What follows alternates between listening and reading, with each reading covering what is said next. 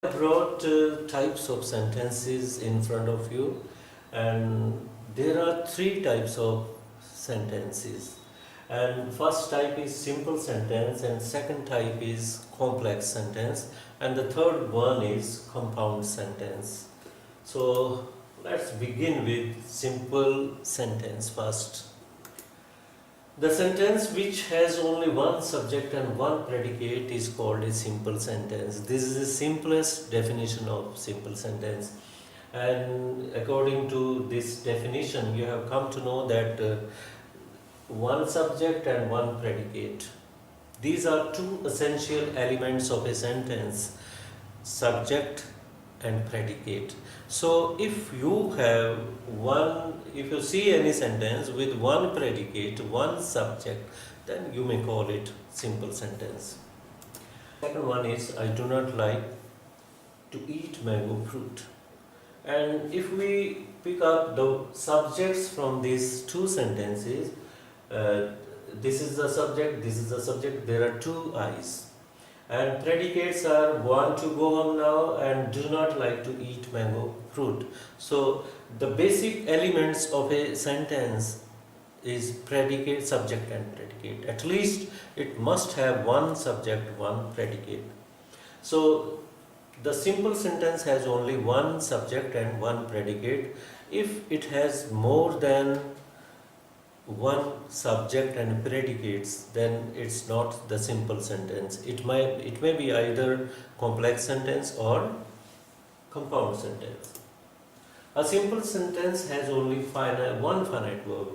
If you say here this predicate, this is the predicate, and it has another important element, that is verb or verb phrase.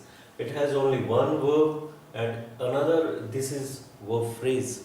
It contains two, do and like, right? But to go is also verbal form. This is infinitive form. We do not count it the essential part of the sentence. The subject is the essential part, and verb, main verb or helping verb or verb phrase, you can say, is the essential part of a sentence. So a simple sentence has only one finite verb. And you must be thinking about finite verb now. What may be the finite verb? What is the definition of finite verb? How can we come to know about finite verb? I'll tell you later on. Just now, after this slide. Look at the following sentences. I want to go home now. I do not like to eat mango fruit. Right? Want is underlined here. Do not like is also underlined. This is also verb, this is verb phrase. More than phrase is a group of word.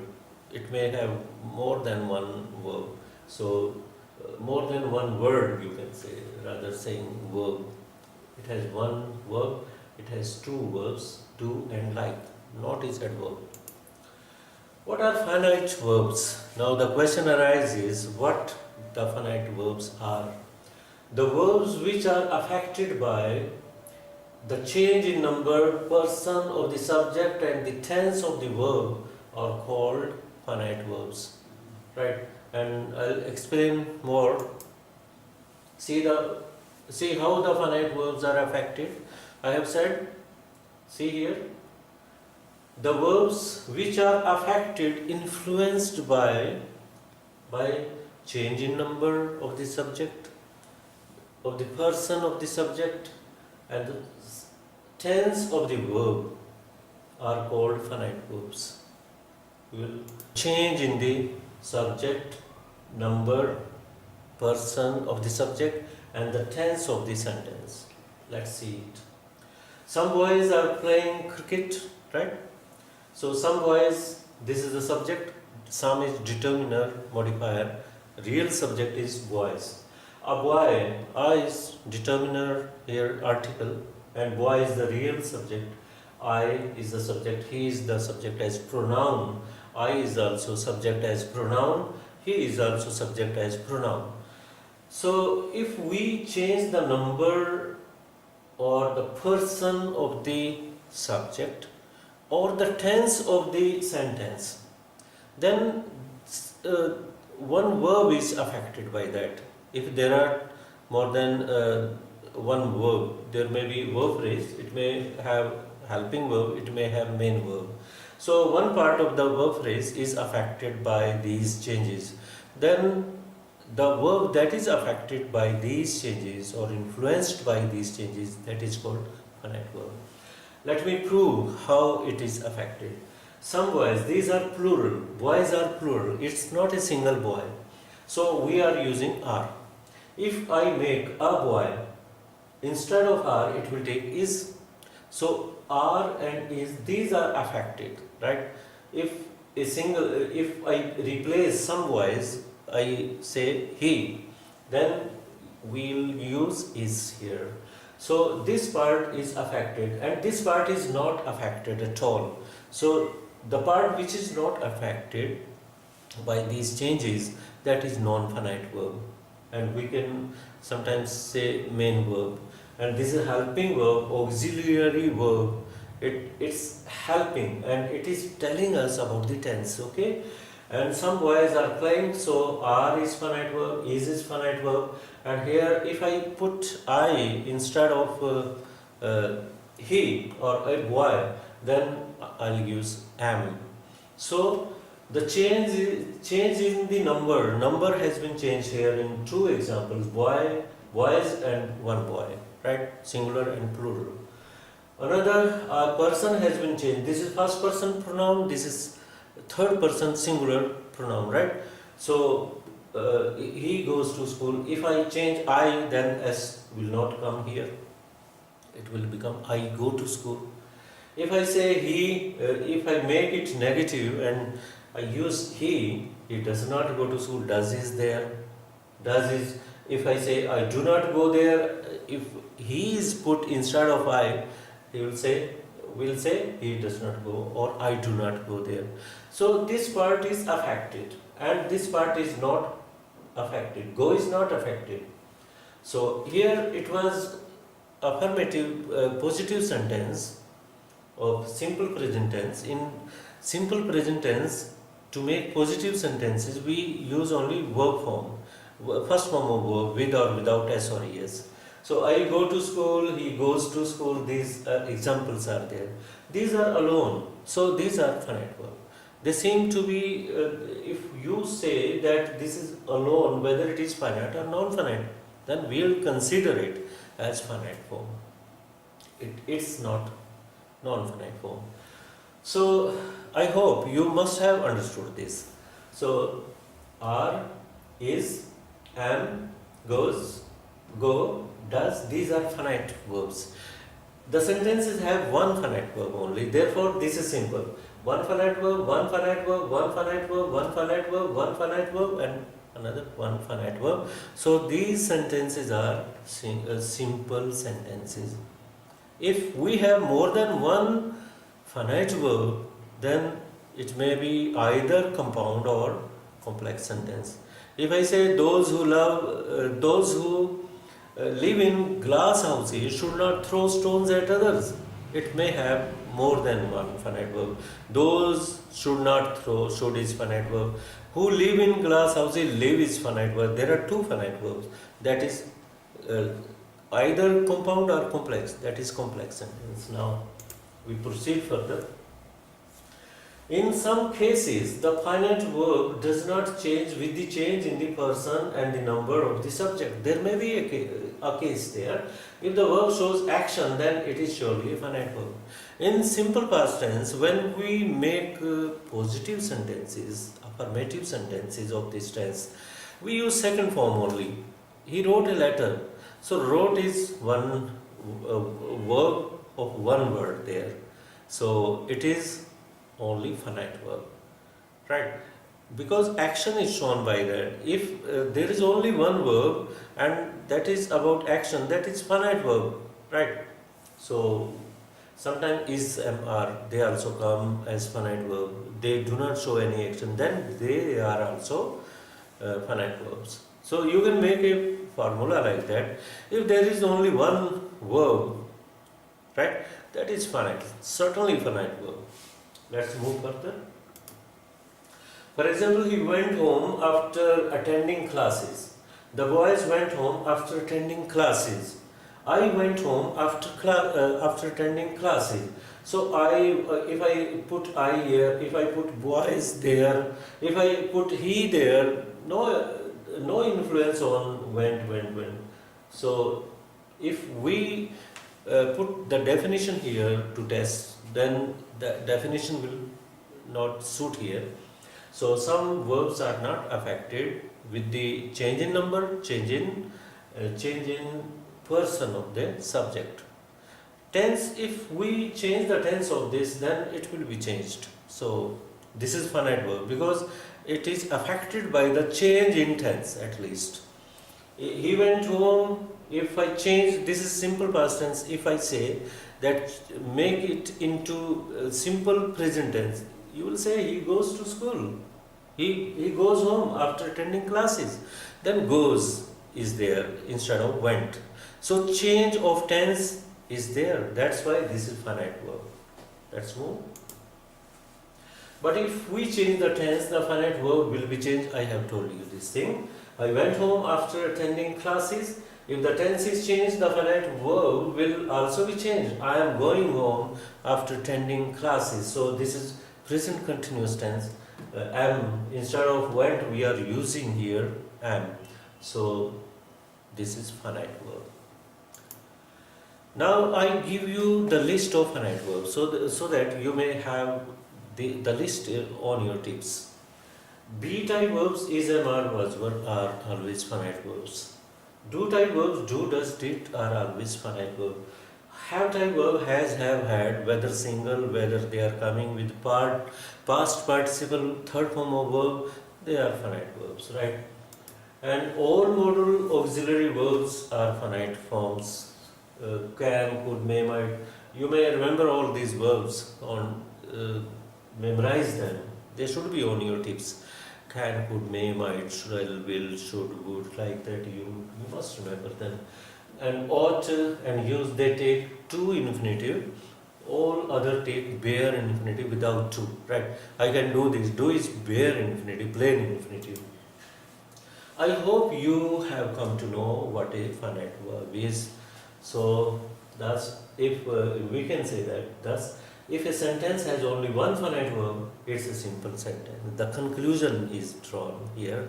If the sentence has only one finite verb, that is simple sentence. If it has more than one finite verbs, then it will be either complex or it will be compound one. Right? I hope you must have followed me. Everything must be clear to you.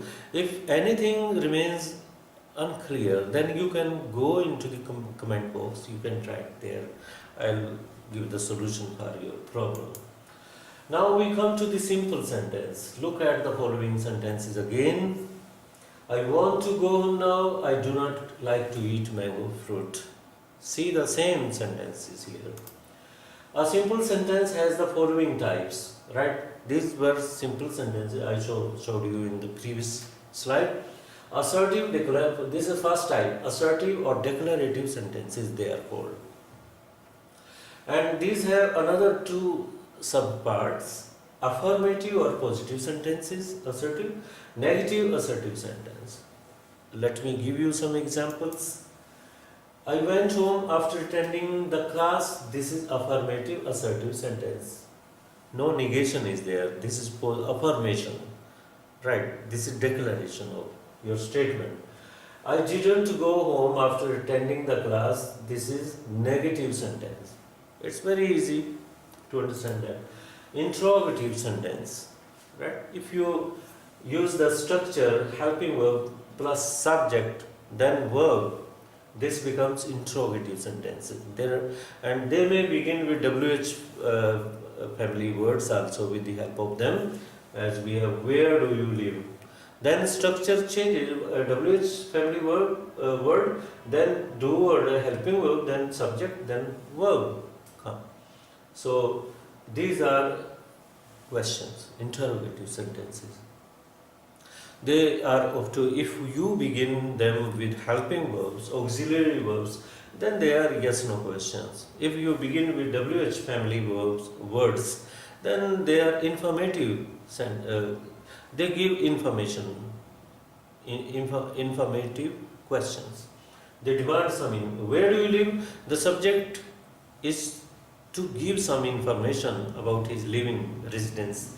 And in these sentences, the subject, someone is asking, does she not sing sweetly? Response will be yes or no, right? These are yes no questions, and these are informative questions. Imperative sentences, very important to understand. These are commands, requests, and piece of advice. And we frame these sentences, we make them with the help of first form of verb in the beginning of the sentence, and we may begin with please plus first form of verb, we may begin with do not plus first form of verb. If they begin with the first form of verb only, then it may contain a piece of advice, it may contain order, some command. If I say get up, get out, this is command. So get is first form of verb, we are beginning the sentence with first form of verb, right? And now question arises, where is the subject in these sentences, in imperative sentences? Let me tell you, subject is dormant. We never say you go. You is the subject in imperative sentences. That is hidden. And we never use you get out from here. Then to make the meaning of the sentence effective, emphatic, we do not use the subject. It decreases the effect of the sentence. So subject is missing from them. So the first form of verb in the beginning, please plus first form of verb, then do not plus first form. And do not confuse do not this with interrogative sentence of simple present tense. Do you go to school daily? In that sentence, in that structure, we are using do, then you, and then verb. That is interrogative sentence. This is not interrogative sentence. This is in a way prohibition. We are prohibiting somebody. Post this letter at once, this is order, right? Respect your teacher, a piece of advice. Please help me, this is request. And do not make a noise, this is prohibition, right? We are prohibiting, forbidding somebody to make something. Do not make a noise means we are saying, we are prohibiting someone to make noise, right? Exclamatory sentence, this is another kind, fourth you can say. Such sentences express certain feeling of surprise,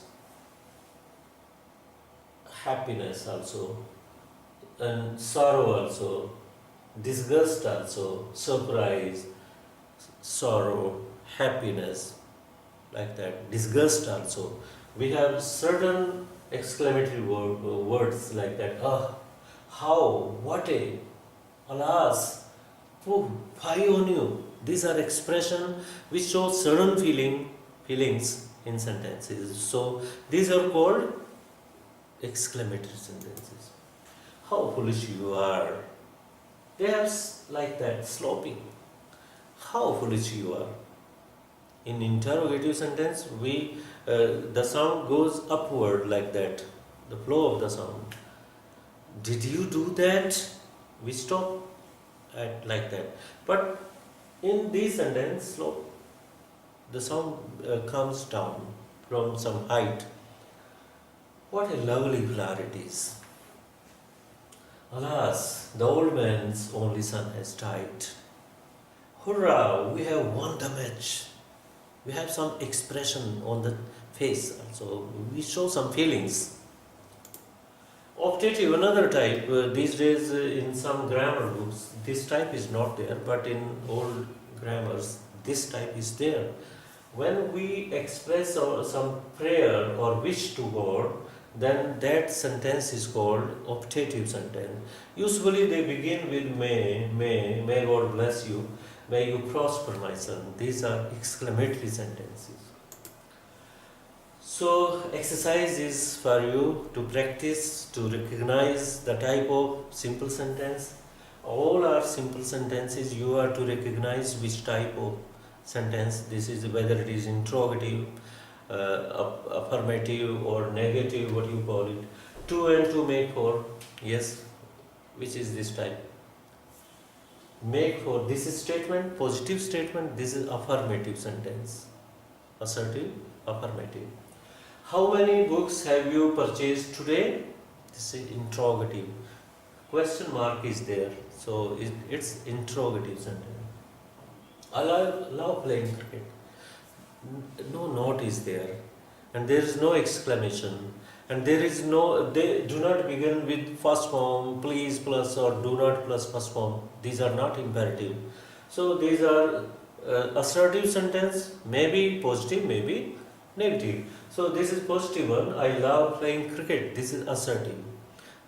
You can say declarative or positive sentence, affirmative.